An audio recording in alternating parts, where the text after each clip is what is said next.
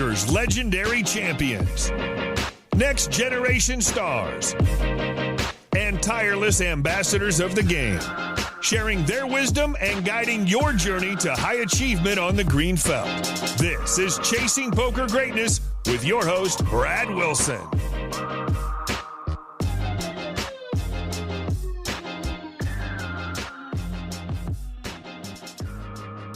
Hello there, my friend. Welcome to another episode of the Chasing Poker Greatness podcast. As always, this is your host, the founder of ChasingPokerGreatness.com, Brad Wilson. And today's guest is legendary MTT Reaper of Souls, Mark Dipthrong Herm. Mark has been on my radar as a force in the poker world for a very, very long time, like 2007 Absolute Poker long. Back in those days, I was grinding away at cash game tables, but allowed myself to take some shots here and there at some of the $200 to $1,000 MTTs on Absolute for fun, and I specifically remember being aware of Dipthrong in every single tournament that I played.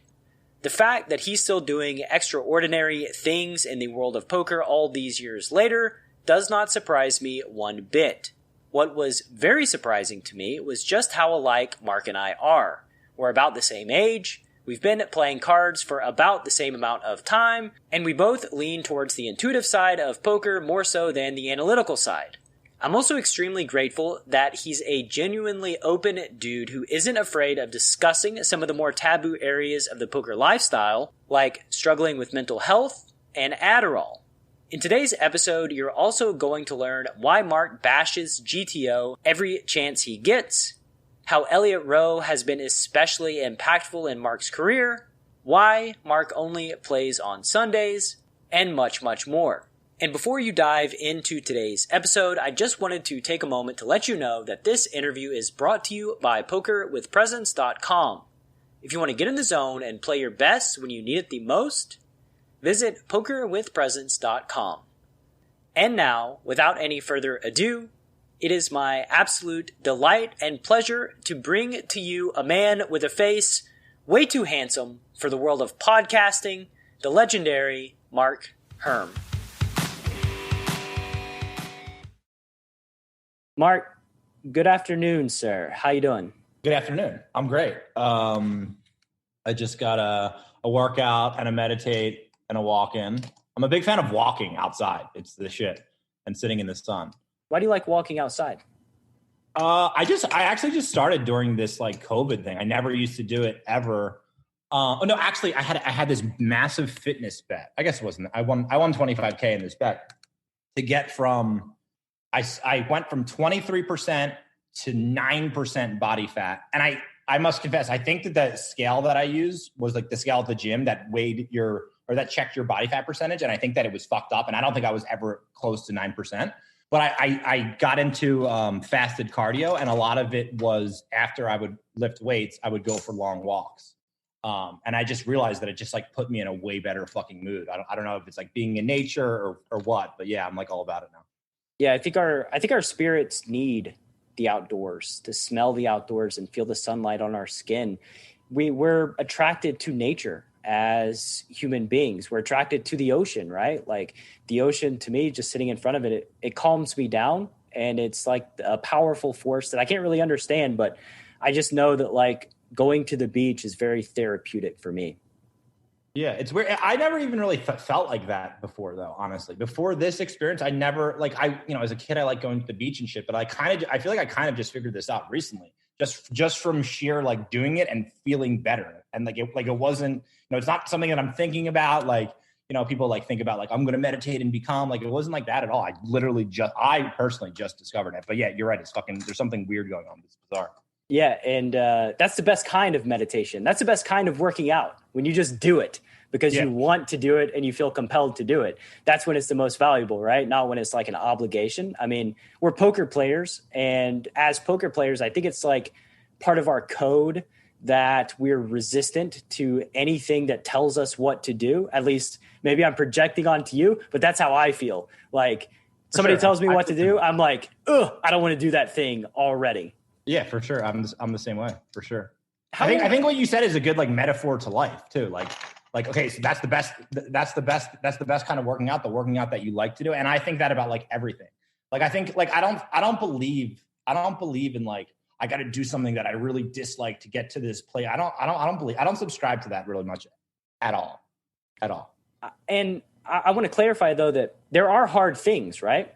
Like there are hard things that we want to do that when we're doing them don't always feel great. Yeah, it's not just always about feeling like, the pleasure, but there's this feeling of gratification when you accomplish something that's hard, that just took you to the brink and made you realize that you're a stronger human than you even thought before. Like those are the kind of things too that are just ultra valuable in my life experience. 100%. Yeah.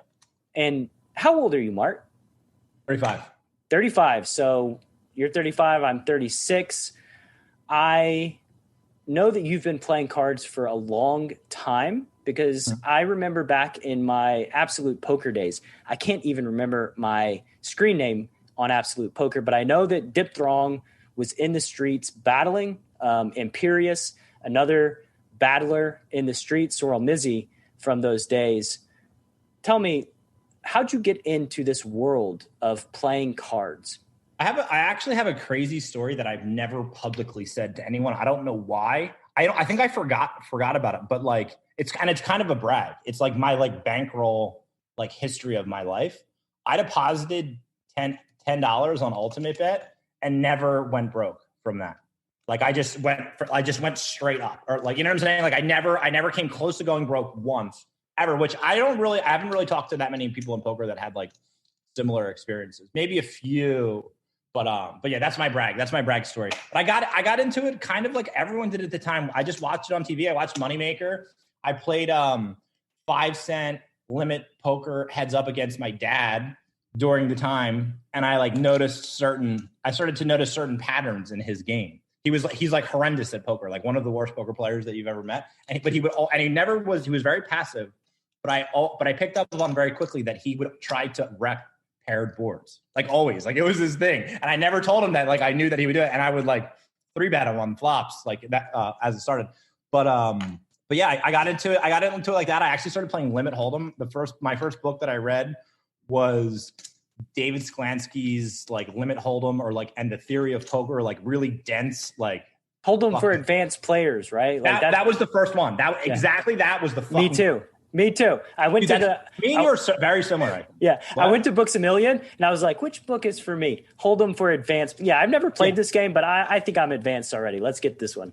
Yeah. Fucking crazy. Right. So I started off as like a nit because like they just advocate, you fold ace-10 suited under the gun. Like it just is. And then I met this kid who I was roommates with for a while, who actually was like bipolar and like ended up going like insane kind of, and is like kind of a train wreck of a person, to be honest. But he kind of taught me to be aggressive. And me and him at the time we started playing on Absolute Poker, and we wanted to try to win the sit and go leaderboard. And like we just played a lot of poker together, and like we're boys and roommates and whatever. And he taught me to be aggressive a bit. And then I met DJK, who played on Absolute too. And he was ahead of his time. He had like tournaments like figured the fuck out. Like he figured out like the blind versus blind shoving and that shit like before anyone else did. And honestly, like 3-betting light, I don't really think people really did it. This is like 2005 or 2006. I don't think people really did it. And he taught me like the basics. And then I think I kind of just ran from there. And then so I started playing Limit Hold'em. Then it was sit and goes. And then I met DJK, and then MTTs, which I was terrible at first. And I remember like I had won like $200,000 in poker before having like a $1,500 score or something like that, just because I was like grinding like $30 sit and goes, like just being a massive nit. And then I started to have some success in MTTs in like 2006. And then kind of I feel like I've kind of always done pretty well since then. It's interesting, the parallels. So firstly, when you're talking about your dad, playing against your dad, and he's the worst poker player ever, a thing that I think about a lot is that good players know how bad players play better than the bad players themselves know how they play. Like we know exactly what they're thinking and exactly what they're going to do. And we see their exact patterns, and we know their game in a way that's better than they know their game themselves.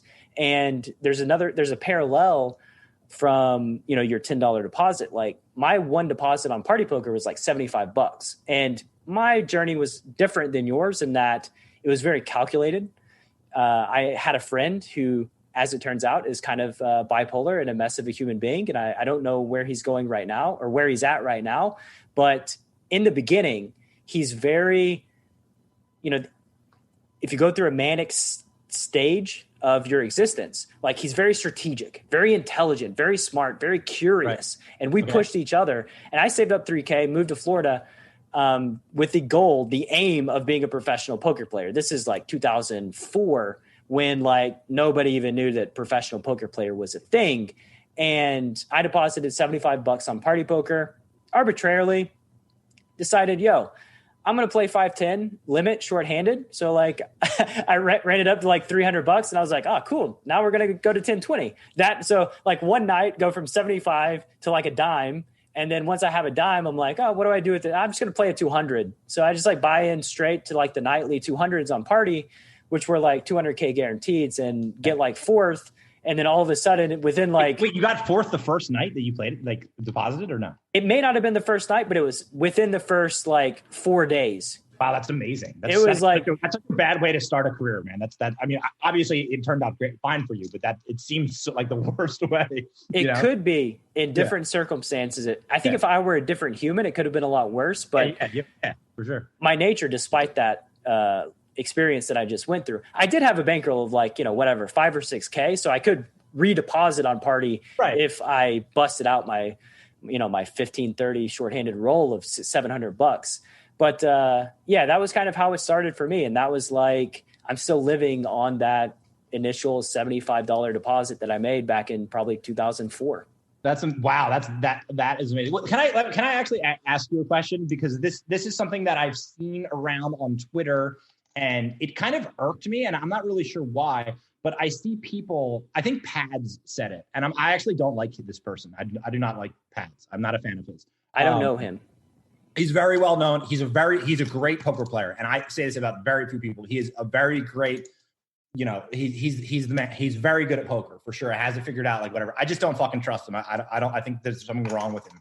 But anyway, he was saying, and a lot of people say this, that like anyone that's still a poker pro after, 10 years or something like that, we got really lucky in our careers to still be in the game. And I just like couldn't disagree with that anymore. Like, I don't believe in that whatsoever. And I don't think I'm being like ungrateful or like ego-y really when I say that. That just is not my reality. I don't fucking believe that at all. I think you make your fucking reality. But I don't know. I talked to other people that are very smart and good players, and they disagree with me. So I don't know.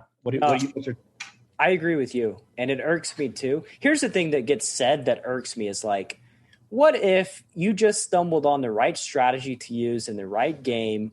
And that's sort of what led to success in the beginning, right? Like maybe Doyle was just an aggressive player at a time when people weren't aggressive enough. And that's sort of what led him to success, sort of like by luck or happenstance. That it drives me nuts. I don't like that because it devalues the energy that these human beings have put into this fucking game. Like if I would not have invested my energy after I hit for like 15K on Party, I would have just went broke. So like, there is this, behind all of the victories, the yearly good results that allow us to play cards for a living, there's a massive amount of work and energy. And so like, maybe we got lucky in the beginning. Maybe I got super lucky running up that $75 roll, but I know myself, if I would have went broke, I would have found a way. Like I have that tenacity, that dog in me that I know if this didn't work out in the beginning, it would have sucked. It would have not been maybe not a fun way to go through my poker career, but I don't think I would have ever given up actually in any of these pivotal moments where like my bankroll was on the line, as they say. I think that I still would have figured it out no matter what. I do too. And I barely did. And did that answer your question? Yes, for sure. Thank you. Cool. So you make this $10 deposit. Why'd you deposit in the first place? What was like, how old were you? So I was in college. I had no idea what I was very depressed. By the way, I use the term bipolar. I actually everyone in my family is bipolar, and I'm somewhere on the bipolar spectrum for sure. Sure. I know a lot about the mental health stuff, and I could talk about that, but like, I'm not trying to put people down that have mental issues. I think it's the problem. So we ought to have so much compassion for mental illness. It's like a physical thing, but you can't see it. There's no awareness of it. It's just happening in the mind. And like, I love the guy that I came up playing poker with. I love him as a human being. He was instrumental and really the catalyst behind my entire poker career. So I'm extremely grateful for that. There are just some demons that wreck and ruin friendships over the course of time that, like, at some point I just said, like, I love this human and I wish nothing but the best for him. And I wish he could be in my life today and be my best friend, but that's just not possible because of mental illness. Yeah, that's the path. I get it. So I was very depressed as a kid. And my take on it is because, like, I kind of was just forced to do a lot of bullshit that, wasn't like relevant. Like the stuff that I was learning in school did not fit my brain at all, in my opinion. And I'm not like bashing anyone. I just think this is what happened. I hated having to like wake up early and like follow any rules whatsoever and like not talk at certain moments. And like, I just did not thrive in that environment at all. Extremely depressed in high school and extremely socially fucked up. Like very, very not extremely anxious, very not confident at all. Could have like no interaction with females, had limited interaction with men. That was like really great. I was like kind of okay because I played football, but I was like just like a really fucked up kid, man. Like the more I'm getting old, the older I'm getting, the more I'm realizing how fucked up I was as a kid. When you say depressed in high school, like what does that look like? What does that mean? Like never suicidal ever in my life. Just like there was no enjoyment in any part of my life. Like I would remember, I would like be counting the days to like when high school was over. Cause then I thought I would get some relief because I fucking hated it so goddamn much. And I don't think anyone, a lot of people dislike it, but mine was like, it was so intense. Like this was such an intense fucking feeling. And there was just no happiness, zero happiness. It was just all like boring ass shit, Yeah, I did not love high school either. I could not wait for high school to get over with. I slept through a lot of it. It was not stimulating. It was very boring. The only thing that I liked was gym. I mean, I signed up for every gym class that I could sign up for because I just love running, catching things, using hand-eye coordination and competing. That's like a thing that just lights me up on the inside. And that was like the only thing that I enjoyed going to school for was really gym, which is kind of funny thinking back on it. Yeah, I actually agree. We're very similar. Before boot camp, I had been playing for maybe 15 years, somewhat seriously, always trying to get better, jumping from learning program to different learning programs and training site to training site, kind of feeling a little bit lost, not really knowing how to go about getting better. And Preflop boot camp just felt like a great starting point, a way for me to move from being a losing player to possibly a winning player. It felt like the right first step. Once you jumped in boot camp, what was your experience like? Well, first off, I realized that I'd been making a lot of mistakes prior to boot camp, kind of learning what ranges should look like and what hands should be played in what situations. It was exciting because I could see what other people had been doing to me, what I had been missing in my game. And then from there, just the whole camaraderie of everybody that's signed up, working together, trying to achieve that goal. That was fun. That's pushing each other and really helping one another, kind of feeling like you're a part of a team. It was a great experience. I enjoyed the process and I learned a lot. What was your experience like playing cards post boot camp? It's a totally different experience. It put me in a position to be successful as opposed to always being behind the eight ball and playing catch up. I really feel like it's the foundation of a solid poker game. And since boot camp, I've been able to turn a profit and keep building on what I learned there. Being able to go back into the group and really work together even after boot camp was over. It's been awesome. What's your sample size of winning post boot camp? I think I have 70,000 hands played by now. I'm a father, and I have a job, so I'm not a professional player by any means. That's my sample size. Preflop Bootcamp is the flagship Chasing Poker Greatness training program. If you'd like to dramatically upgrade your preflop game, a new bootcamp launches on the last Saturday of every single month. The price is $199, and your link to join is chasingpokergreatness.com/bootcamp. One more time, that's chasingpokergreatness.com/bootcamp, all one word, or you can click through in the description box of this episode. So, unhappy through high school ends. I'm assuming, what were your thoughts on college? What were your thoughts on what you want to do with your life? So I had one passion, and it was football. And I'm like not like very athletically talented or anything. I would say probably average athletic, but like I was a very tough kid for whatever reason. In football, I would always like, I remember we had these tackling drills, and I was like 135 pounds as a sophomore. And there was this like 200, I want to say it was 240, but that sounds like too much. I think it was 225 kid that was, D1 athlete, massive beast, nice dude. And me and him would do tackling drills against each other. And they would like chant for us to do it. Cause like, I apparently was just like, I didn't give a fuck. I was just like, I was just born like, you got the dog in you. Yeah. Yeah. And yeah, it's weird. And so that was, and I just loved football, but I wasn't really that good. So I figured I wanted to continue playing football. So I go and I say, okay, I'm going to play football. And I realized that I could play Division III football at this school. It's called Ursinus College near me in Pennsylvania. What position did you play? Defensive end. Okay. Defensive end, 135 or defensive end playing college ball. I gained some weight over time, this right? This is the story. Well, that was a sophomore in high school. Okay. Yeah. And so they put me in they put me at cornerback, and then they realized that like I wasn't athletic. They're like, this kid is tall and not athletic. So they're like, dude, you gotta fucking gain weight. And so I did. I went nuts. I fucking got in the weight room. I got up to almost 200. Wow. And I actually went both ways. I played center and defensive end. And then I went to college for 1 year, played 1 year of football. And did actually like the beast in me kind of came out again. And I did pretty good. And then I was a massive drinker. And I got into a drunken fight, which was like totally out of line by me. Like it was, I deserved to get kicked out of school for what I did. I just basically I was blacked out and just basically attacked some kid for no reason. Got kicked out of school. And then I had been playing poker at the time. Did you feel regret about that when it happened after you attacked the kid and got kicked out of school? What were you feeling? Okay. I would like to, I think as a teenager, I think that I was like kind of a psycho, I think a lot of teenage boys have sociopathic or psychotic tendencies, like just a lack of empathy. Like I did a lot of really fucked up shit, and I just like was not empathetic.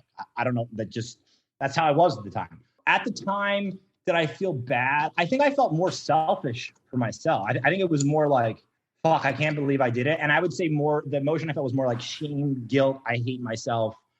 Fuck, I just fucked up. That more than anything. And I think probably on some level I felt like slightly bad, but that wasn't like consuming my thoughts or anything. So you get kicked out. What do you do next? What's the next move? Kicked out. I'd probably made like $3,000 in poker up until that point. I remember there was this moment where I moved back in with my parents, and my mom said, "Mark, you got to get a job." And I said, "Well, I'm going to try to play poker for a living." And she's like, "You can't do that." And I just remember her saying that, and I just said, and my mom is like the nuts, the fucking best mom in the world. I attribute like all of my success to her. She said, "You can't do this." And I said, "Watch me." And I just like was so confident that I fucking could. I don't know fucking why. I have no fucking idea why I was confident that I could do it. And then I kind of never looked back from there. And then I think they kind of became like a little bit scared of me, I think, because they saw that like I was just kind of this like kid that I knew what I wanted, and I was going to take what I wanted, and that was that. But they were very supportive. So I started grinding a bit. I would say my first year, maybe I made like, trying to figure everything out, maybe I made like $50,000. And then like the year after that, I probably made like $200,000. And then it was just whatever. It was just, and honestly, my career was it's just very like, I never felt like anything was really difficult. That's what it felt like to me. It just felt very easy. And I was like blessed with whatever. I don't know. And I think a lot of it was from my fucking upbringing. And my dad was a mailman and my mom didn't work. And it was three of us kids, and they always had plenty of money. And they, whatever the fuck they did with money, something about it was like magical. They were very sensible and whatever, and just rubbed off on me. And I was always like that with everything. And just, I think it helped me a ton in poker for whatever reason. Yeah, there's a natural talent there too of like not knowing what's going on, but then like playing against your dad and just realizing what they're doing and using pattern recognition and these data points that you don't even know are data points that are like, strategically, this seems better than this, right? Yeah, for sure. So the natural talent is a factor. It's a bigger factor that I think people want to give it credit for, because there is such a thing as being a naturally talented poker player. I always thought it's interesting you say, because I always thought that I really wasn't. And that like, I'm best friends with Paul G's, and he's just like the biggest savant of all time, Mensa genius. And he just clearly is. Like, he clears the epitome of fucking talent. Yeah, but the average person, right, the average person isn't comparing themselves to Paul G's, right? My take on it is that in the current environment of today in poker, specifically in MTTs, is closed-mindedness fucking kills. And it's like most people are closed-minded, and I think I've always kind of been a little bit ahead of the curve with that. But that's my take on it. I don't know about talent. I'm not sure. Yeah, it's funny because I have this same experience. Like, I was working at Applebee's, 19 years old, and like I brought Super System with me to work to read like an hour before every single shift. And people would ask me, like childhood friends would come in, sit in my section, and we'd talk, and they're like, what are you doing? You know, what are you doing with your life? What are you aiming for? And I would just tell them, like, I'm going to be a professional poker player.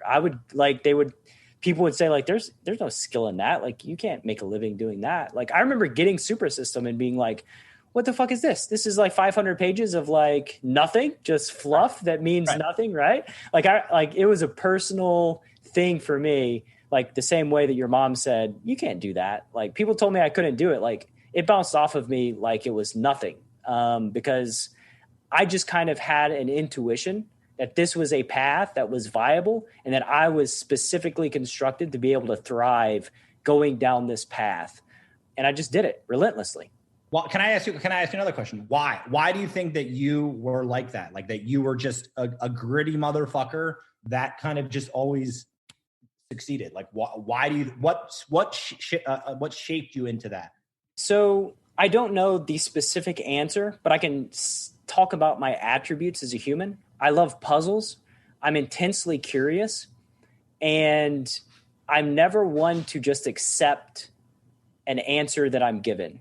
I'm one that wants to investigate and ask why, and is there a better way? And why do we do things this way instead of this way? And just try to find answers. And I think that like in high school, I played spades, right? This is where I met my friend. We played Yahoo spades with each other almost every day of the week. We discussed strategy. So that was like the first card game where I was in English class. I remember writing out like spade game theory, just kind of doodling while the teacher was talking. And like games is just something that I've always gravitated towards. And so when it came to like, oh, this is a game that I can play and make money, I just realized like, you know, I have like in spades, right? Maybe I had played at that point 500 games, and much better player than like people that had played 25,000 games, right? And I just recognized that like people are playing this game, but they're not thinking about it. They're not thinking about the strategy. They're just kind of clicking buttons and whatever happens, happens. And like, I love the theory. Like 5th grade, I remember working out tic-tac-toe, like trying to solve tic-tac-toe just because it was like fun. So I think that curiosity in the game element is just appeals to my nature, and poker just as an occupation made a lot of sense to me. Right. That's very interesting. Very different. And I hate it's interesting to me that you're very into theory, because I'm very anti-theory. And I made like to the point of like, I'm over the top anti-theory, like closed-minded, a little bit anti-theory. What do you mean by that? What do you mean by closed-minded anti-theory? Okay, so like, you know, everyone's a little bit closed-minded, right? Sure. And I'm like so the opposite of like I'm like the GTO basher. I'm like it, but the thing is, I'm also, there's a little bit of awareness behind that, and I kind of know when I'm a little bit too off the rails. But I guess there's sometimes that I'm not. I just think, well, in MTTs specifically, not cash games at all. I totally agree with GTO.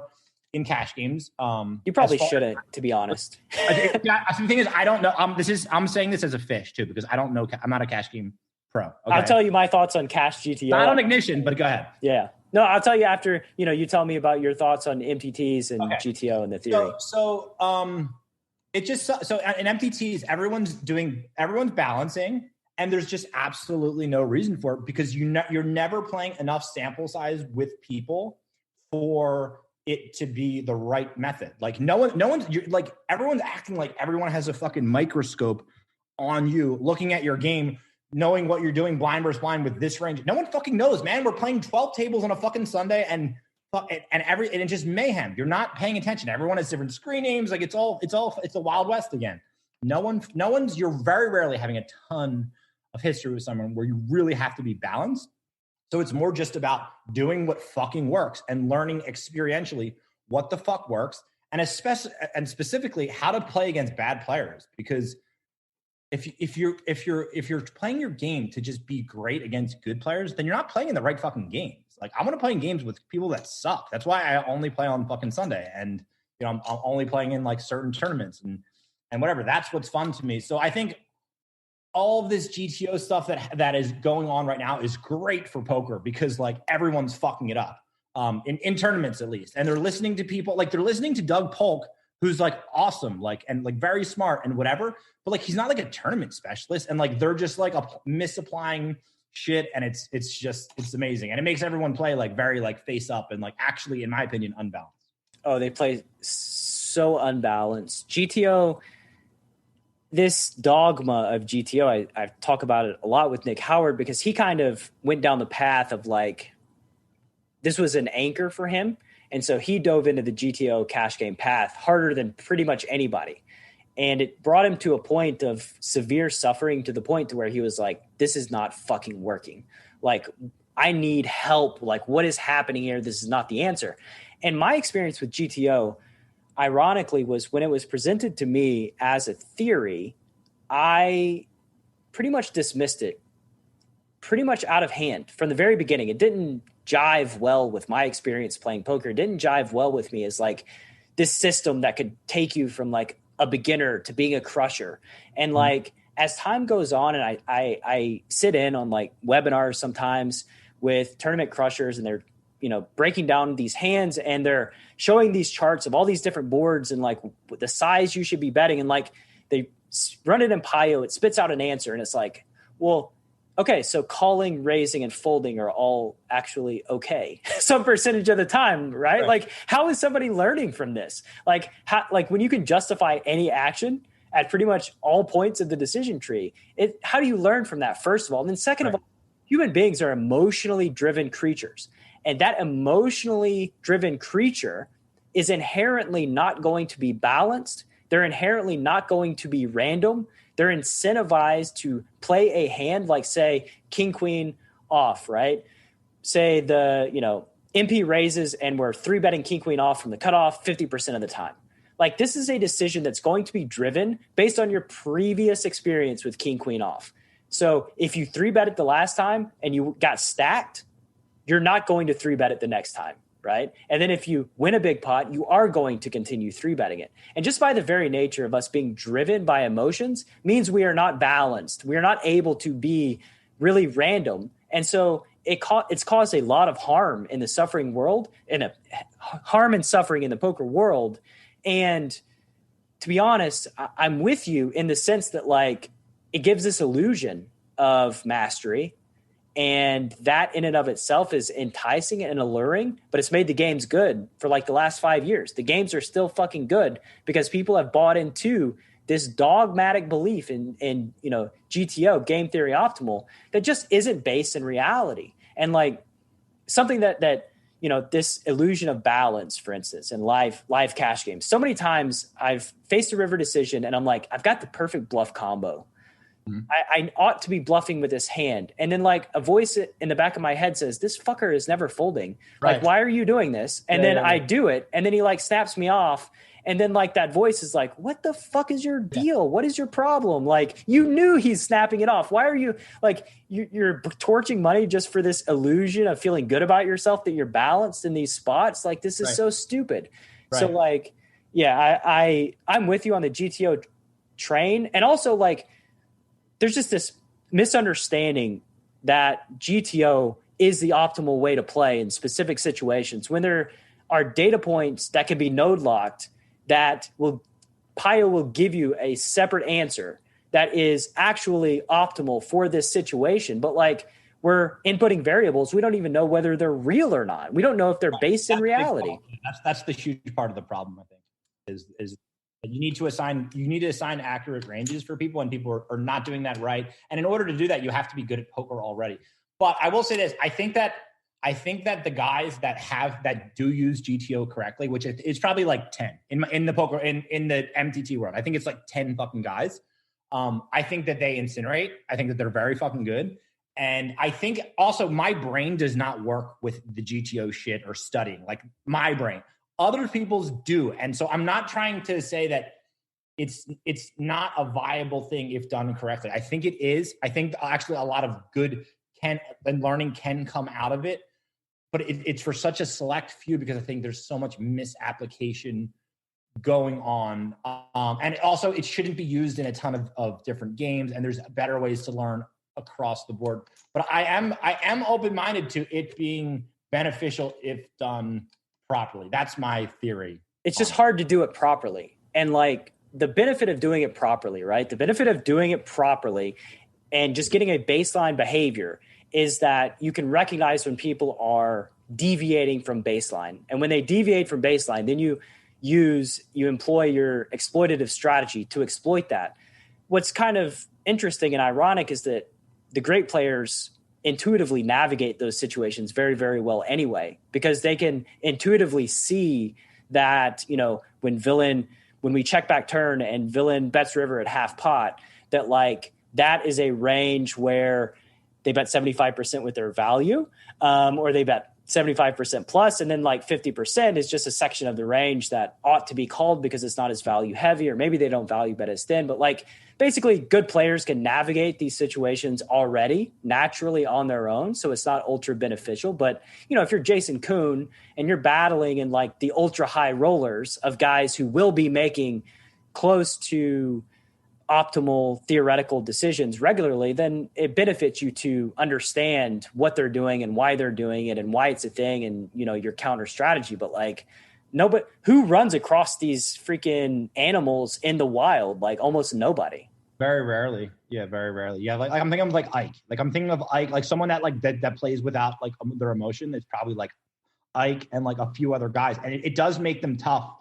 It makes them scary to play against because like fear generally doesn't come into their game and that's like the nuts. Like when you got something like that, then I'm fucking scared for the first time. I'm fucking scared of like, holy fuck, this guy, he will just relentlessly fucking through me. He doesn't give a fuck that it didn't work the past 3 times. Like he's just and I think a lot of it is just like experience. Like if you're like newish to poker and trying to figure shit out, and like, well, and they're hearing you talk about, well, if you're a great player and they're not great players, I would say just like, none of us got good overnight, and sheer experience is really going to do a lot for you amongst other things. But yeah, sheer experience and just finding people who know more than you and having conversations with them.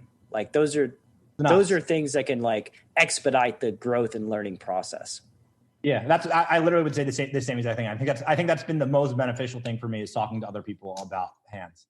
For me, that's what works. So you got to figure out what works for you and not blindly listen to something else. So if something someone's saying is not working for you, got to fucking, you can't just blindly listen. That doesn't work out well.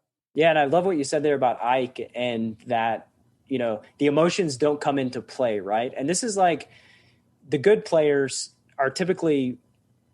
I'll say this. My pre-flop game in cash games has been absolute shit for like the first 10 or 12 years of my career. Where I thrived was deeper in the decision tree, gathering information and using that information in a way where my opponents don't even really know what they're doing, and just exploiting their behavior. And like when you're dealing with somebody who isn't driven by emotions, it's really hard because that as you get deeper into the decision tree, they're not going to be making emotional decisions in these spots that you count on players making emotional decisions you can exploit. And that is a little scary when it's like, man, this guy's going to see everything. Like if you make a mistake, if you do something, and like I've had this experience in cash where playing against a high level player, I make a mistake and I realize it. And all I'm thinking in my head is, I really hope he doesn't fucking see it. And like hesitation, fucking sees it. And I'm like, God damn it. Like I knew it was there for him to see it and he just saw it. And people that don't see that, they're a lot easier to play against. Like when you make an exploitative play, by the very nature of it, they can exploit it in a way. And if they don't see that, you get the money. Right. And they don't. Yeah. And it's just, they just don't, right. Very few people are thinking like that online that are going to exploit you. But yet it's everyone's number one fear. I feel like everyone's worried about getting exploited, but no one's really doing it. Yeah. The reality is they're probably getting exploited. They just don't even realize that it's happening to them. It's such a silly fear to be afraid of being exploited, because exploitability in poker is like where the money is. You have to exploit people. And by the nature, like I just said, you're taking a risk when you're exploiting somebody that they will figure out the solution to this problem. And you just have to bank on the fact that most human beings are not able to figure out the problem in real time. Right. And the bit that you said about like, it's a silly fear. Like I totally agree. And I still have it a bit. I have way less than most people that are playing in the games that I'm playing, like way less, but I still have a little bit of it. And I would say like the thing that has made me do well at poker is just trying to eradicate all fears. That's like it. If I had to put it in like a sentence, like that's it. And I do that in a variety of different ways, but just trying to eradicate all fears, well, I just feel like will take me to the promised land. And how do you do that? How do you go about doing that systematically? So it's the number one thing that I would point to is hypnotherapy. I'm like the biggest like born again Christian preacher of hypnotherapy. You get someone that's like so all about this one thing, that this is like my one thing. Just because from my experience and from what I've seen. How did you find hypnotherapy? So I heard about this guy, Elliot Rowe, probably 8-10 years ago. He was like marketing and posting on forums or something like that. And it just seemed interesting to me. So I did a few sessions with him, and nothing really struck me as great or whatever. Like, it was cool and like I liked him, but nothing about it really did a whole lot for me. Or so I thought. And I just don't think I was ready at the time. I don't think my consciousness was ready at the time to go what I eventually had to go through. Then a buddy of mine who was a very fucking smart guy, a very talented poker player, good looking, charismatic, like had everything, but was kind of a life fuck up. And he's kind of one of these guys that you just always assumed would be a fuck up for the rest of his life. Like, couldn't get it together with money, just whatever, a fuck up. I saw him after not seeing him for like a year or two, and he had like completely changed. I could palpably feel his energy being so fucking different. And I was like, what? I've never seen anyone to this day. I've never seen anyone change as much as him. And I'm like, what in the fuck did you do, bro? Like, what happened? And he's like, Elliot fucking, he changed my life. And and then I was like, whatever this kid's doing, I need to fucking do. So this is like 3 years ago. And I started working directly actually with Elliot. And I'm not saying that Elliot's, like this guy is like Jesus or something like that. I think if you get any good hypnotherapist, you're going to do well. It started off kind of slow. And I went through some really, really difficult things that hypnotherapy allowed me to go through, things that I had been avoiding my whole life.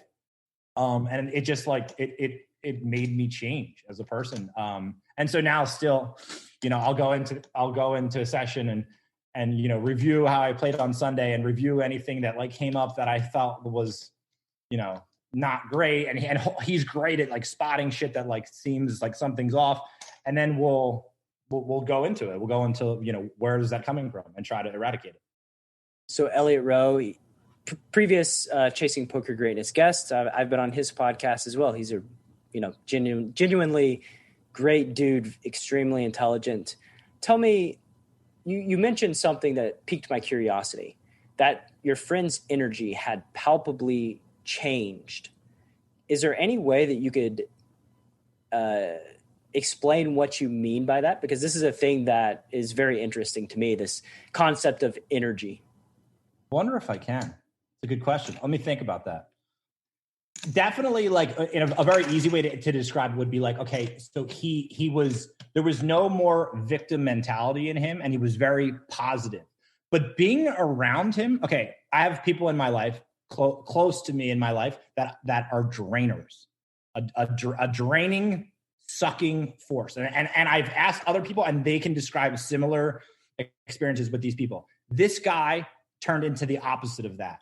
So energetically, I would say it just, when you're around someone like that, it just feels like vast, expansive. You're not like, you feel more energized. And I guess everything just feels like a little bit easier, and it's nothing about it is cringy.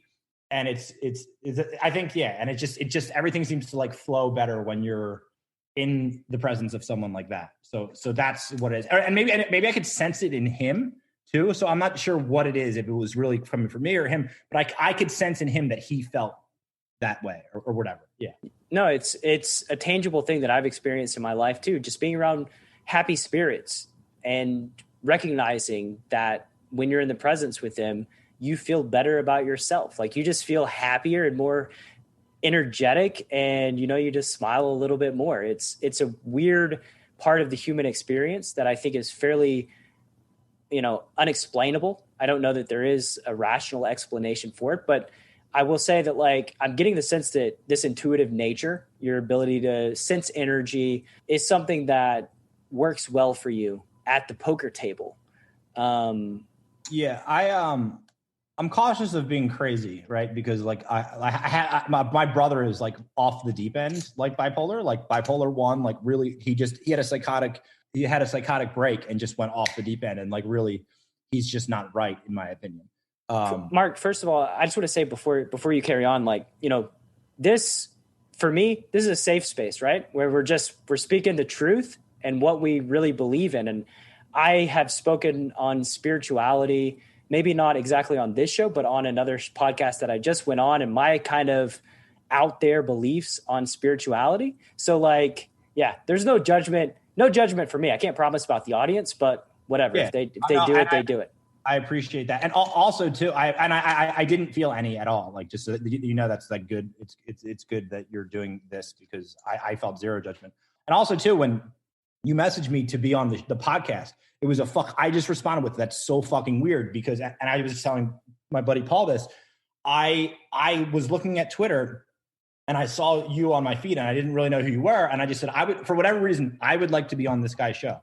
And literally, I'm pretty sure it was like at that exact moment, because I had went back and I hadn't seen the message till like 20 minutes after. And it was in my mind about 20 minutes before I had thought that. So like, it seemed like you were messaging me at that very, like that shit happens to me all the time. And it's like, there's something going on there. And like, and if we think that it's not, like, in my mind, it fucking has to be. And I've watched a lot of documentaries about this shit, and I know nothing about science, and I can't claim to, but they say that it's backed up by certain forms of science and shit like that, which I believe. Why not? There's an episode of this show with a good friend of mine. It's Olympic gold medalist Adam Creek, and we talked about how the body has intelligence that the brain will never understand, or the brain will never know. And this comes up, it manifests in a coffee shop, right? You're sitting there working on your computer and you just feel somebody's looking at you, and you look up and they are looking at you, right? Or how many times has somebody called your phone, or how many times have you called somebody out of the blue and they answer it, and their first words out of their mouth is, "That's so weird. I was just thinking about you." Like, that is something that is not explainable, but it does happen. And so to dismiss it as it not being a thing, I think is quite silly, because there's just so many instances of this happening in all of our life and human experience.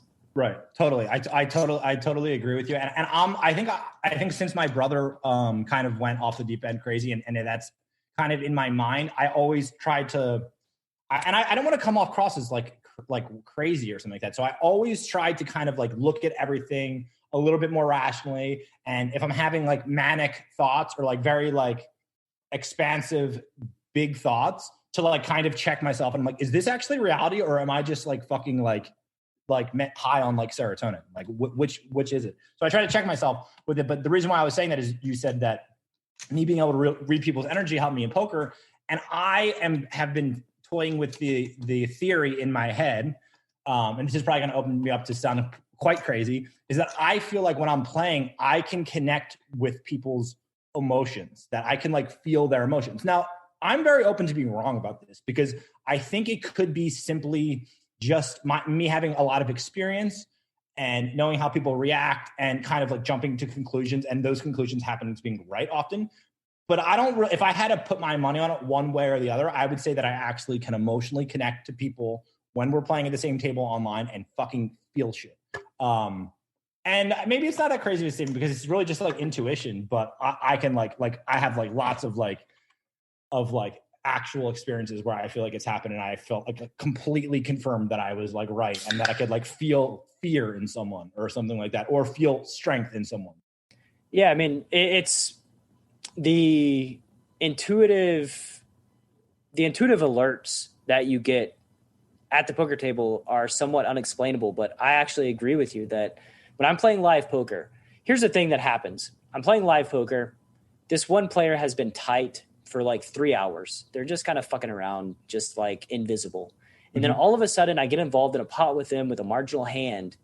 And it's like all indications say this dude is not messing around because of how they've been acting this whole time. But I can just feel that they're getting out of line. I can just feel that they're about to punt off their stack. I can't explain it. And it kind of looks like magic. It kind of feels like magic sometimes. It's like, I just know you're about to go off like a rocket. I don't know why I know that, but I just know you're about to.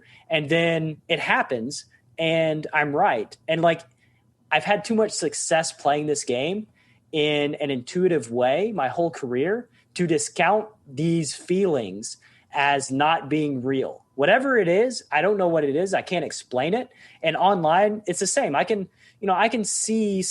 like I can see through the computer sometimes at the person who's making this decision and know exactly what they're thinking and exactly what they're feeling and exactly what they're going to do before they do it. And then they do it. And it's like, boom, gotcha. And again, it could just be that we're really good problem solvers.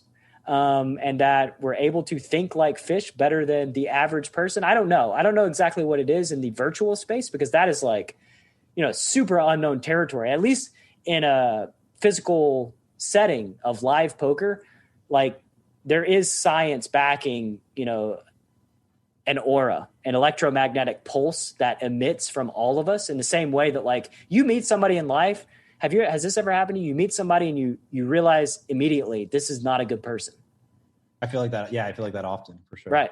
And every time I felt like that, I ignore that at my own peril because that intuition has always guided me in a correct way. So there's something about electromagnetic pulse, aura, our ability to kind of read the awareness and the intention of other people that I 100% believe, but cannot prove. But I trusted enough to put my money behind it at a poker table.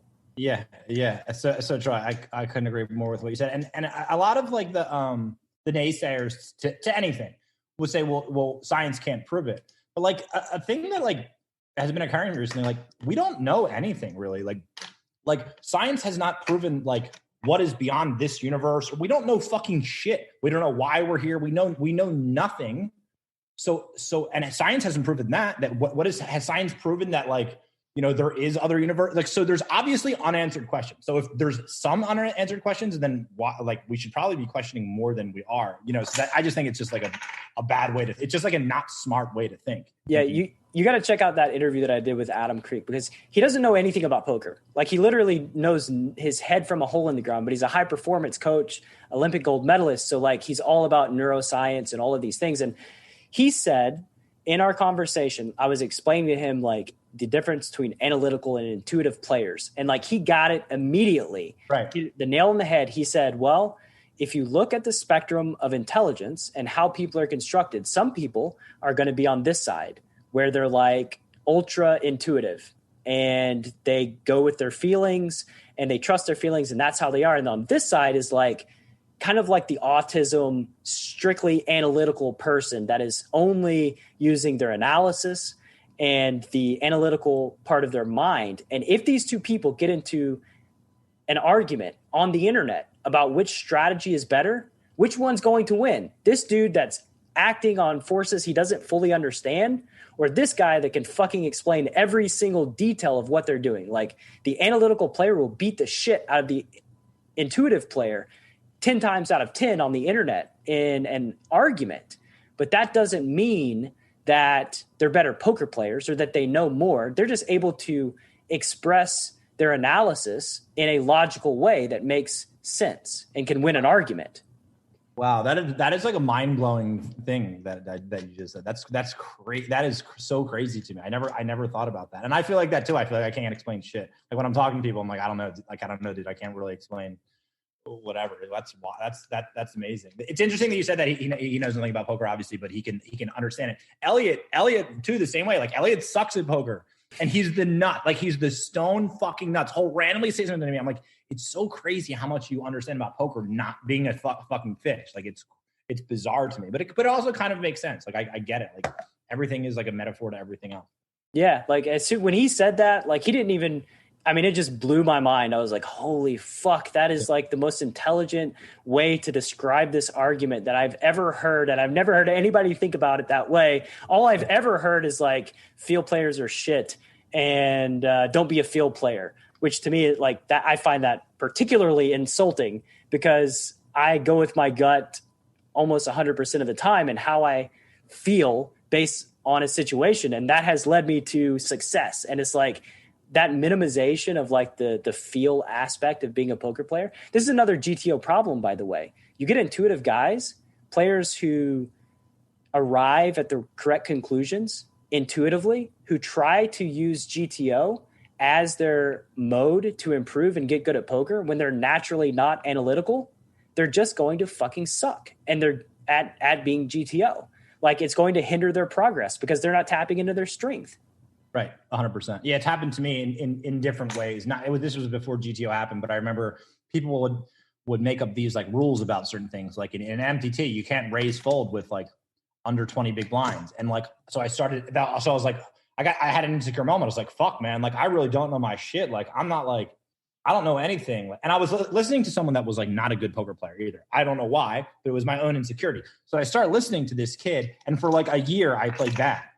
And then I realized, I'm like, why the fuck? Like then I for whatever reason cracked out of it and got confident again.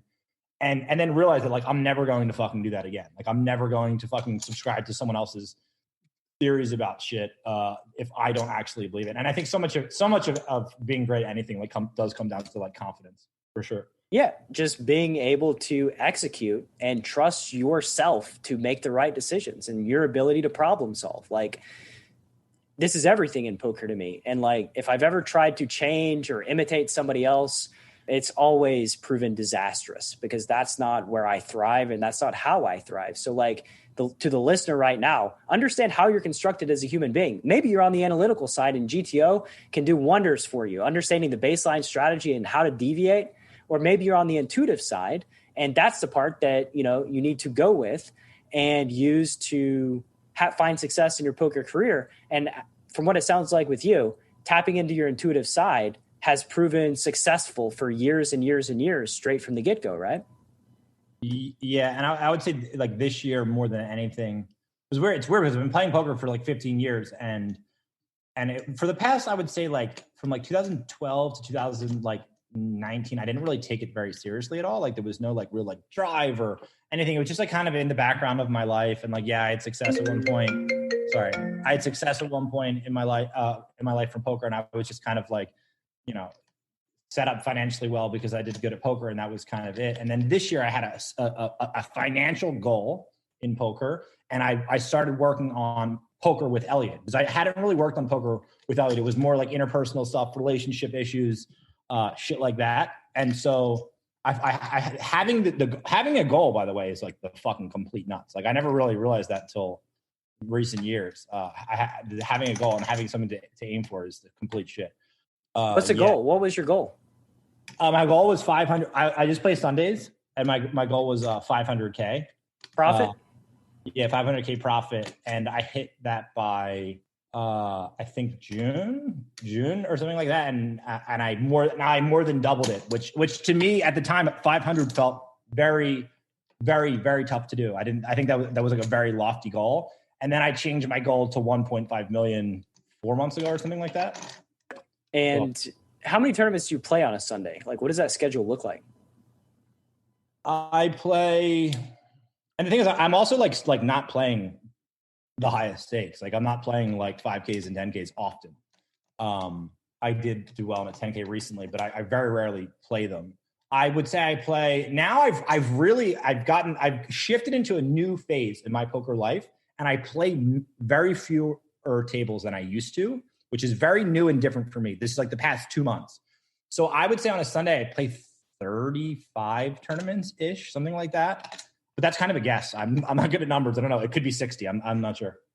That is low volume. And it's interesting to me because another person that plays low volume that is like a renowned crusher, Darren Elias, he came on the podcast. Him and I had a conversation, and he spoke specifically about playing low volume, few tournaments at a time. And like his success is kind of undeniable in the poker world, right? He doesn't even, I don't think that Darren, I'm boys with Darren. I don't think Darren even knows what he is. Like Darren is a beast.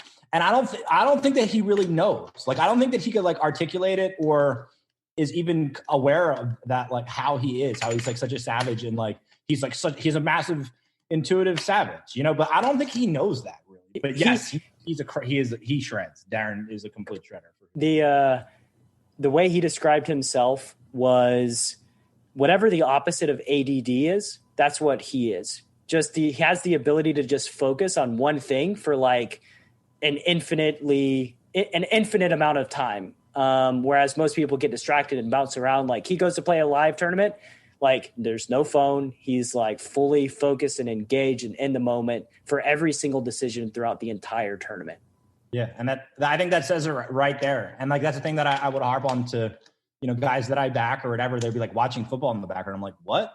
Like I think Phil Ivey said something about this. Like, it's very important to be like present. And that's like, in my mind, the number one thing that like I'm taking notes. I've been playing poker for a living for 16 years. I'm still taking notes, watching every hand, taking fucking notes on ignition when it's player numbers and it changes. Like I'm there. Like, so it requires that level of focus. Yeah.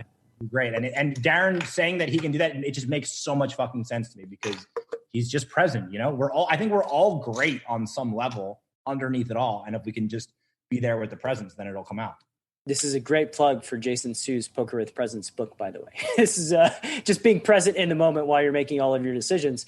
And of course, you know, it's in my training videos, one of the things that, like when I was making these and not really paying attention to how other people were doing them, but a hallmark of what I was doing was when I was not in a hand, I was commenting and speculating on hands that were going on and trying to find out how players were playing their ranges in specific spots using specific patterns. And like on Ignition, it's all anonymous, right? We don't know when one note is going to prove to be invaluable, or just paying attention to this one spot can, you know, reap dividends, but it does happen, and it happens fairly regularly. And like, this is how you gain an edge. Like when you understand how somebody's constructing their value range on the river and then they deviate from that, well, okay, now we have a point to where we can call somebody light, right? Or we can deviate from what our normal behavior would be. So like just paying attention in hands that you're not in, so valuable to understanding what your opponents are doing strategically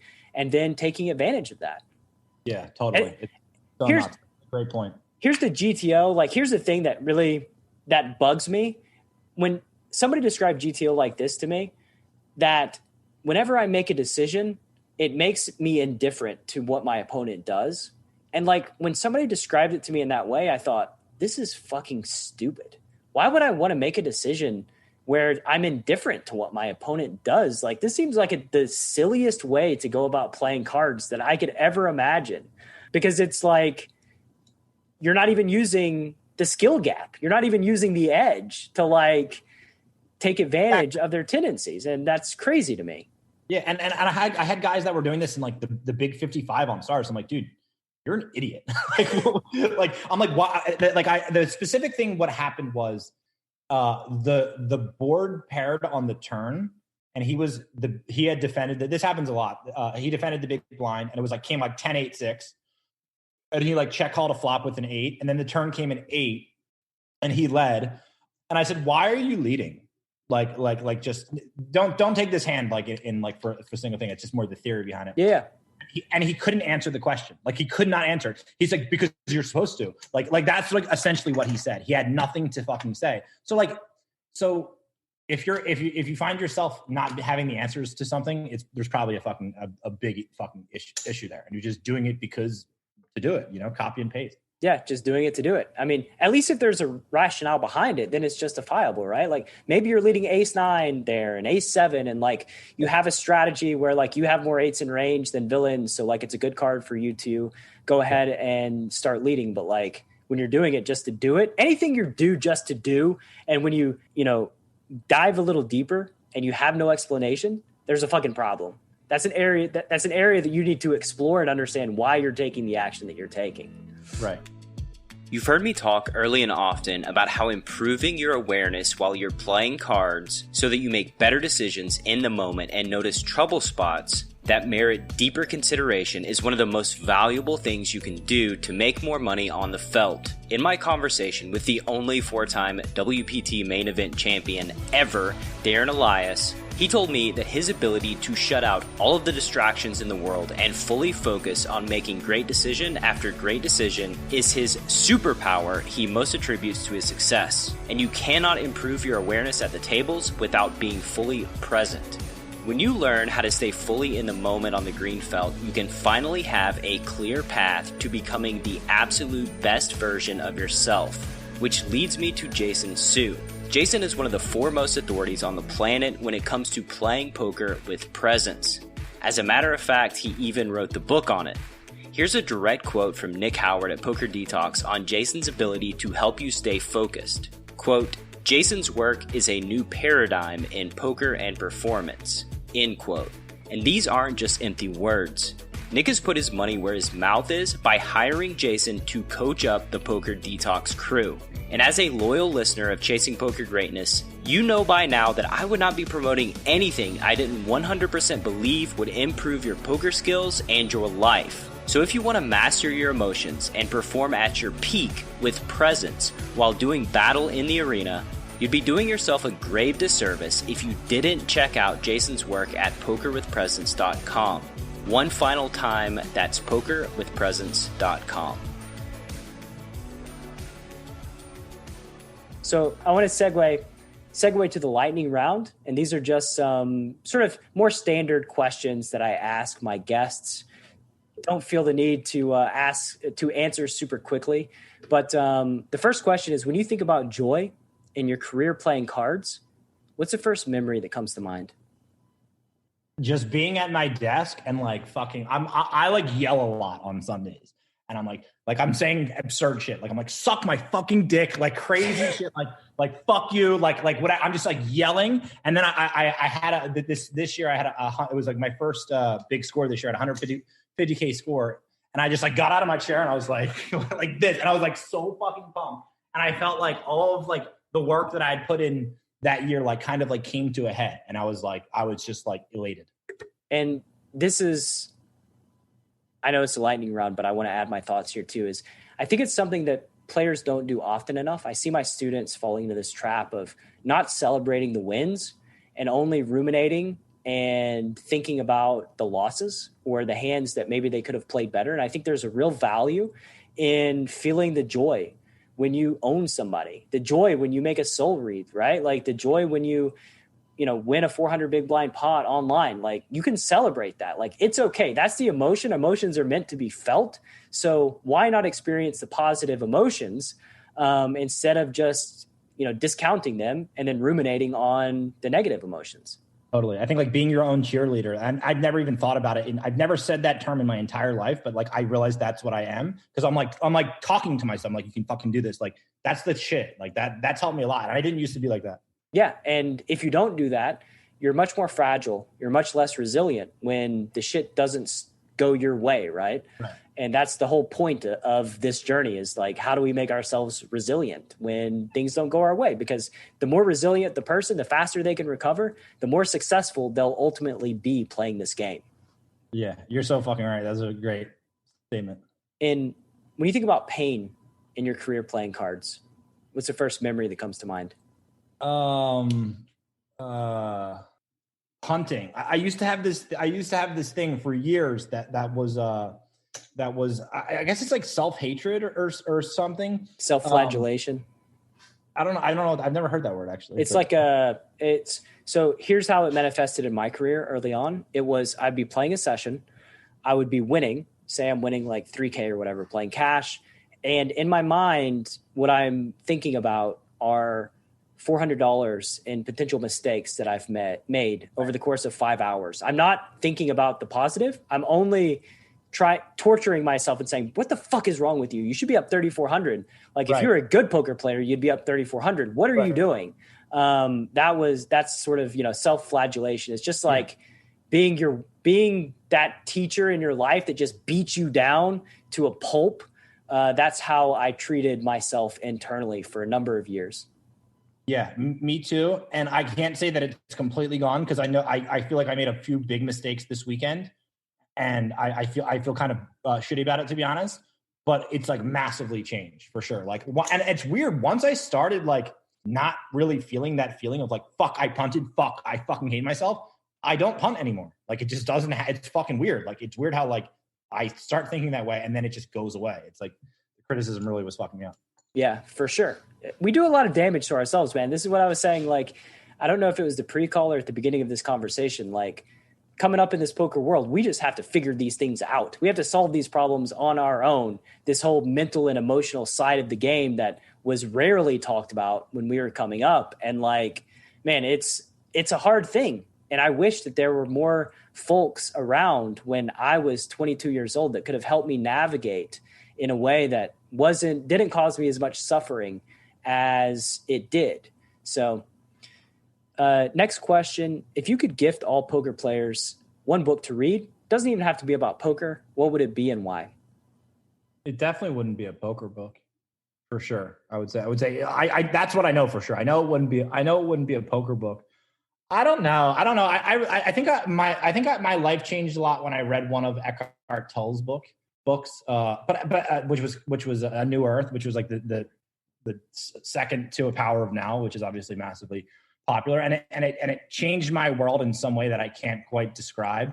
But I'm a firm believer that like everyone, for different people, different things, and just because something gave me a great experience, that it's not going to give someone else a great experience. So that's my answer to the question. Like there is no universal one fits all at all. I don't believe in that at all. There's another person that recommended New Earth on the podcast. Any guesses as to which guest may have done so? New Earth. Hopefully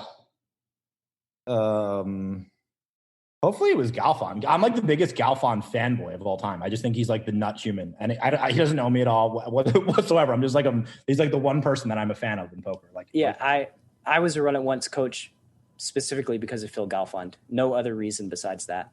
And the answer though is Jungle Man. Dan Cates recommended. He recommended the same New Earth from Eckhart Tolle. Wow, he is. I've played with him a few times, even though we don't play similar games, and I feel like sometimes you can feel someone's poker beast, and like I felt it, and it's like fucking fierce. Like Darren's like a fierce, Alti fierce. Like I could feel his. His was deep, man. It's a presence. I mean, you like we were talking about reading energy. It's certainly a tangible thing, and I have felt it too. And the one person that comes to mind feeling that presence was really the first time I ever played with Garrett Adelstein. It was like, this guy, who is this guy? Like he was just a force at the table that like I felt before he put money in the pot, before I saw what he was doing. It was like, there's something about this guy that is tangible and I can feel. And I've actually felt it with players who I don't even know who the hell they were. They just showed up at the table and they're playing. And I'm like, fuck, that is a formidable opponent sitting across the table for me. I don't know why. I don't know who they are, but this is a person that like, you don't want to fuck with this person because they're powerful. Yeah, I can totally relate.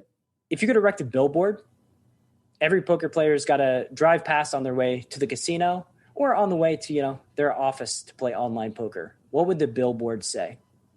I think just trust in yourself. It's just not great. It's just not possible to be great if you don't. I love it. I mean, I 100% agree. Trust in yourself. Have faith.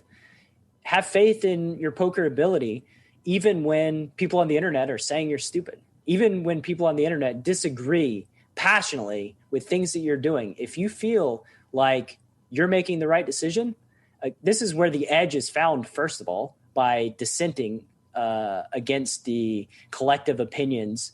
And you just have to have faith to pull the trigger and fucking get in there. And like that confidence is really what separates the crushers from the average players. Is like, I think the crushers don't care about what people think of them. They just want to do what they think is awesome. And sometimes that means you look like an idiot. Sometimes it blows up in your face. You're like Wile E. Coyote. But then other times it allows you to do things that hardly any other human being in the world would be able to do. And there's such a deep sense of pride when you pull something like that off. Yeah, totally. I think it's very important to always understand that if someone is giving hate towards you or, saying that you're not good at something, that can never be coming from a strong place in that person. Like it's always coming from a place of weakness. So fuck it. And me personally, I feel like I'm doing great at tournaments, and I think I'm one of the best that's playing. And I think most people that play against me, or a lot of people that play against me, would say that think that I'm quite bad. Is that's my guess. And I would as much as I say I wouldn't have it any other way, I don't think that's totally true, because I think part of me wants people to like recognize me, but it is very advantageous for people to think that you're bad, for sure. Yeah, Galfond said something similar on Twitter the other day about Phil Hellmuth. Yeah. In that tweet, which ironically, in the Galfond interview, came up in our conversation. I'm the one that originally mentioned to him when Kevin Rabichow limped the button in a tournament, and me and one of my students were like breaking this hand down. I didn't even know who Kevin Rabichow was, right? It was like villain limps on the button. He wasn't even specifically important to the hand, but I was like, let's see who this guy is. And I'm assuming like some fish, right? Like who limps the button? It's Kevin Rabichow. My student was like, oh, he's a crusher. He's my favorite run at once coach. Like he's amazing. And so it was like, when somebody's doing something you don't understand or that you even disagree with heavily, but they're not just clicking buttons, shouldn't that be a sign that they know something you don't know and that you may need to investigate what it is they know that you don't know? Right. It's crazy. I know that actually that actually irritates me a lot. And I think I'm coming to terms with that. Like, it's just sometimes people aren't ready, and like their consciousness isn't ready to change or something like that. And so they won't see it. And then all of a sudden they will see it, because that's how it has been for me. And that's what makes the game of poker profitable. If they saw it immediately, maybe it wouldn't be as profitable as it is, but they don't. And so, for sure, you're just, you're ahead of your time. Whenever they analyze these decisions, using a supercomputer 20 years from now, I assume that you'll have your validation. It'll be proven. And if not, who fucking cares? You've been in this game for like 16 years as a crusher the whole time. So like, you're just getting lucky year after year. Yeah. So 2 more questions and we'll let you go. What's your current big goal? You mentioned goals before. What's your current big goal that you're working towards right now? It's very clear, actually. I take Adderall when I play poker on Sundays. And it feels very, I don't know if ADD is the right word for me, but it feels like it makes it so much easier for me to play taking Adderall. And I think I'm so fucking against it. And I just hate everything about it. I'm sober from drinking for 9 years. And I think I have a little bit of AA brainwashing into me that like all drugs are bad, which isn't, the best thing to have in your head. But I'm very hard trying to get off of it, and I keep lowering my dose. But it's been a struggle. It's been very fucking hard, and I'm honestly not sure if I can do it or not. Like I'm open-minded about like maybe on some level I need something or something. So it's been a very interesting journey, and I'm interested to see how it turns out. But hopefully I can completely get off of it. Yeah, I was taking Adderall for maybe a year or so. I was prescribed it by the doctor for ADD. And my poker level went way up when I was taking Adderall. The downside to Adderall for me was like just understanding how it's working in the mind. that there's this avalanche of dopamine that I'm getting hit with, and that over time receptors will start turning off, which are going to make me more depressed because my body's not able to create enough dopamine. That was what scared me. And so that was maybe 2005, and I did it to 2006, and then I weaned myself off and stopped doing it. Have you explored anything else, any other nootropics like modafinil or any of the other ones? Yeah, the thing is, I'm a drug addict, so it's dangerous. Like, I don't think that. Well, so like I just don't think that I'll ever. My theory on it is that like I kind of won't be able to like have any of it. I won't be able to have any of it, which kind of doesn't make sense, and I think it's maybe a little bit brainwashing. But I probably maybe should explore that more. But I think I'm a little bit closed-minded in this regard, and I either think that I'm either going to fucking I can either take it or I can't. So like, that's why I guess I kind of have explored, but not with like great success or anything. And let's be honest about this. Like, these systems and processes you've set up for yourself are to protect yourself, right? They're so that you live a healthy existence. And they're there for a reason. So like, I think that for some people they can experiment and it's not going to turn into a full-blown addiction. And then other people are just constructed in a different way. So like, you got to know yourself, know your body, and just trust that you know yourself well, and that do what you got to do. Yeah. Final question, man. I've really enjoyed this conversation. I hope to do it again sometime in the near future. I feel like it's kind of encountering a kindred spirit that's existing out in the world. Final question is, where can the Chasing Poker, actually 2 questions, because I know that you were doing a project with Melissa Burr. What's the project that you're working on that's near and dear to your heart? Not that really, to be honest. No? It was, I mean, I think at this stage of my life, I do have a lot of empathy, and a guy that I back, Nick Namone, who's Christian and lived in Honduras forever and donates money to the children there and kind of like keeps his ear to what's going on over there. He kind of opened me up to that a little bit because it just struck my heart, that he's like so compassionate and whatever, which I think, I think at this point in my life, I have a lot of that. And there was other periods of time where I did not have a lot of that empathy and wanting to help people. So I don't really judge people that are not there, if that makes sense, which I think is a great gift to me. Like, I can see someone like that is not acting in great integrity and like kind of not judge them at least to a point. But to answer your question, I would say that is a bit, but anything regarding kids for sure. But I feel kind of lost in the charity space, to be honest. I don't know what to look at or what to trust or what, but I usually just kind of say yes if people ask me to help, but literally because I like doing it. It's not like any like sort of like I feel compelled to do this. I like doing it, so I do it. Yeah, that's a good reason to do things, because it makes your spirit feel happy, makes your spirit feel joy. And I would say that like your level of emotional intelligence gives you the ability to have empathy. Like, this is the intuitive path of poker. You're able to have empathy. You're able to put yourself in people's shoes, understand what they're feeling, what they're going through. And also this leads to being forgiving, understanding that life is not fucking black and white. There's a lot of gray. People are not binarily good or bad. There's a lot of in between. Yeah. And if any of us are judged by our worst day, we're all going to be judged harshly. And that's just the truth. If that's the case, I'm the biggest piece of shit of all fucking time for 100%. That's such a great thing that you said about like people are not good or bad. It's so fucking true. And with all the shit that's going on, Trump, Biden, this, everyone, everyone's so divided. It's such a great thing to say. Thanks, man. And final question, where can the listener find you on the World Wide Web if they want to learn more about you? Dipthrong on Twitter is my name on Twitter. Just DM me if you ever want to talk about anything. Yeah. But honestly, this is kind of embarrassing, but I feel like at some point in my life I will be famous, but it could be like total delusion. But that's what I feel. But for whatever reason, and even though right now I have nothing fucking going on whatsoever other than I play poker.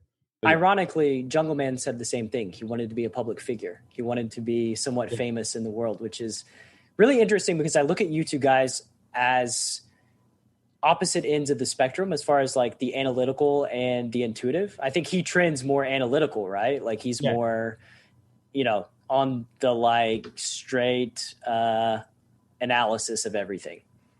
Yeah. And I can say that he's a fucking beast too. And like, so that's, Yeah, he's an animal. Like, look, anyway, he's a legend of the game, one of the best that's ever done it. He's just a straight up beast.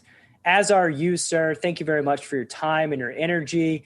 Keep crushing, and we'll have a conversation again when you start making your goal of getting more famous and putting more out there in the world that gets people to pay attention and learn some stuff from you. Thanks, bro. I appreciate it. This is the best podcast I've ever been on. You're doing a great job. Thanks, man. Thank you so much for listening to this episode of Chasing Poker Greatness. If you have yet to subscribe to the show, please take a second to do so on Apple Podcasts or wherever your favorite place to listen to podcasts may be. For more content from me, Coach Brad, please visit our YouTube channel at youtube.com/enhanceyouredge, and I'll see you next time.